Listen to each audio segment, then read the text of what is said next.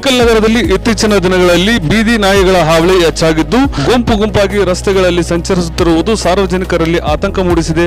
ಬೆಳಗಿನ ಹಾಗೂ ಸಂಜೆ ಸಮಯದಲ್ಲಿ ಮಕ್ಕಳು, ವೃದ್ಧರು ಮತ್ತು ದ್ವಿಚಕ್ರ ವಾಹನ ಸವಾರರು ಸಂಚರಿಸಲು ಭಯಪಡುವಂತಹ ಪರಿಸ್ಥಿತಿ ನಿರ್ಮಾಣವಾಗಿದೆ. ಹಲವೆಡೆ ನಾಯಿಗಳು ವಾಹನಗಳ ಹಿಂದೆ ಓಡುವುದರಿಂದ ಅಪಘಾತ ಸಂಭವಿಸುವ ಸಾಧ್ಯತೆಯೂ ಹೆಚ್ಚಿದೆ ಎಂದು ಸ್ಥಳೀಯರು ಆರೋಪಿಸುತ್ತಿದ್ದಾರೆ. ನಗರಸಭೆ ಅಧಿಕಾರಿಗಳು ಬೀದಿ ನಾಯಿಗಳ ನಿಯಂತ್ರಣಕ್ಕೆ ತಕ್ಷಣ ಕ್ರಮ ಕೈಗೊಂಡು ಸಾರ್ವಜನಿಕರ ಸುರಕ್ಷತೆಗೆ ಅಗತ್ಯ ಕ್ರಮಗಳನ್ನು ಜರುಗಿಸಬೇಕು ಎಂದು ನಾಗರಿಕರು ಒತ್ತಾಯಿಸಿದ್ದಾರೆ.